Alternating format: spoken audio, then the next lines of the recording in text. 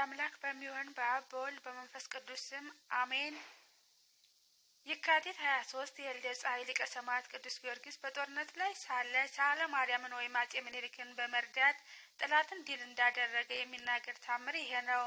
ከጌታችን ከኢየሱስ ክርስቶስ ልደት በ1854 ዓመት በኋላ የኢትዮጵያው ንጉሠ ነገሥት ዳግማዊ ምኒልክ በነገሰ በ26ኛው ዓመት የምኒልክ የጦር አለቃ ገበየው ድል ካደረጋቸው በኋላ እንደገና ምኒልክን ወግተው ኢትዮጵያ በቀኝ አገዛዝ ሊገዙ የሮም ሰዎች መጡ። ከዚያም በኋላ የኢትዮጵያ ንጉሠ ነገሥት ዳግማዊ አጼ ምኒልክ አገሬ ኢትዮጵያ ወዳለው የሚል ኢትዮጵያዊ ሁሉ በአስቸኳይ ይነሳ፣ መስቀል ታቦቱን ተሸክሞ ይከተለኝ፣ እግዚአብሔር የወሰነልንን የባህር ወሰን አልፎ አገር የሚያጠፋ ሃይማኖት የሚለውጥ ጠላት መጥቷልና ሲል አዋጅ አስነገረ። ዳግመኛም በፈረሶቻቸው መጣበር ላይ በጦራቸው ላይ በጋሻቸው ላይ የመስቀል ምልክትን እንዲያደርጉ ወታደሮችን አዘዛቸው። መስቀል ጠላትን ድል አድራጊ እንደሆነ አስቀድሞ ያውቅ ነበርና። ከዚያም ተነስቶ ወደ ትግራይ ክፍለ ሀገር ዘመተና ከትግራይ አውራጃዎች አንዷ የምትሆን አድዋ ከምትባል ሀገር ደረሰ። የሳህለ ማርያም ወይም የአጼ ምኒልክ ሚስት ወለተ ሚካኤል ወይም እቴጌ ጣይቱም በንጉሡ ትእዛዝ ታቦተ ቅዱስ ጊዮርጊስን አስይዛ ከሊቀ ጳጳሱ ከአባ ማትያስ እንዲሁም ከቄሳውስቱና ከመነኮሳቱ ጭምር ከንጉሡ ጋራ ወደ ጦርነቱ ተጓዘች። በዚያም ጊዜ የአክሱም ጽዮን መነኮሳትና ካህናት የእመቤታችንን ስዕል ይዘው ወደ ንጉሡ ወደ ምኒልክ መጥተው ከሊቀ ጳጳሱ ከአቡነ ማትያስ ጋራ ተቀላቀሉ። ከዚያም ሌሊቱን ሙሉ ጸሎተ መሐላ ሲያደርሱ አደሩ። ቅዳሜ ማታ ለእሑድ አጥቢያ ይኸውም የካቲት 22 ቀን ነው። ንጉሡ ሳህለ ማርያም ወይም አጼ ምኒልክ የጦር ልብሱን ለብሶ ከሰራዊቱ ጋራ ወደ ጦር ግንባር ሄደ። ከዚያም ከሮማውያን የጥላት ጦር ጋራ ተገናኝቶ ከሌሊቱ በ11 ሰዓት ጦርነቱን ጀመረ። የንጉሠ ሳህለ ማርያምን ሚስት ወለተ ሚካኤል ወይም እቴጌ ጣይቱም ሌሊት በታቦተ ቅዱስ ጊዮርጊስና በእመቤታችን ስዕል ፊት በጸሎትና በስግደት እያደረገች ሲነጋ ወደ ጦርነቱ ቦታ በመሄድ እጅግ የሚያስደንቅ ያነጋገሯ ኃይለ ቃል በጦርነቱ መካከል እየተገኘች ለንጉሡ ወታደሮች የሞራልና የብርታት ድጋፍ ትሰጣቸው ነበር። በእውነትም ለተመለከታት ሁሉ እንደ ኃይለኛ ተጋዳይ አርበኛ ትመስል ነበር እንጂ የሴቶችን የተፈጥሮ ባህሪ በእርሷ ላይ አይታይባትም ነበር።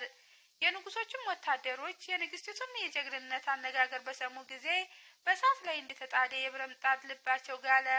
ይልቁንም ላም እንዳየ አንበሳና ፍየል እንዳየ ነብር እየተወረወሩ በጦርነቱ መካከል በመግባት የጠላትን ጦር በሰይፍ ይጨፈጭፉትም ነበር። መጽሐፍ ሹመቱን ሽልማቱን ያየ አርበኛ ከጦርነት ከሰልፍ ወደ ኋላ ያፈገፍግም ብሎ ተናግሯልና። በዚያም ጊዜ ንጉሠ ሳህለ ማርያም በጦርነቱ መካከል ሳለ ሊቀ ጳጳሱ አቡነ ማትያስ እንዲሁም የአክሱም መነኮሳት ሌሎችም ካህናት በሙሉ ታቦተ ቅዱስ ጊዮርጊስና ስዕለ ማርያምን ይዘው ከንጉሡ በስተኋላ በደጀንነት ቁመው ጸሎተ ምህላ ያደርሱ ነበር።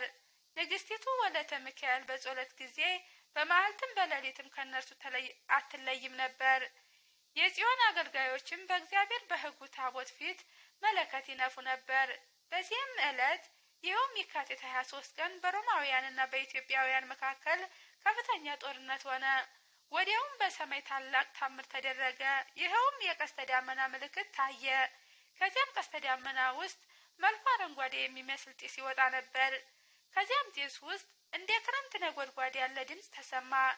ከዚያም የነጎድጓድ ድምፅ የተነሳ በሮማውያን ወታደሮች ዘንድ ከፍተኛ ድንጋጤ ሽብር ሆነ። ለመዋጋትም አልቻሉም።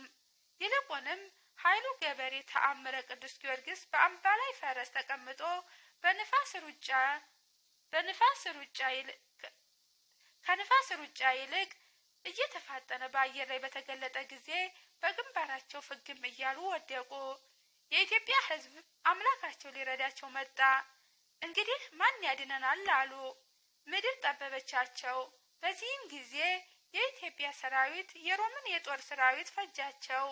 የተረፉትንም ማረኳቸው። ፈጽመውም እስኪያጠፏቸው ድረስ በሮማውያን ላይ በእግዚአብሔር ስልጣን የኢትዮጵያውያን እጅ እየበረታች ሄደች።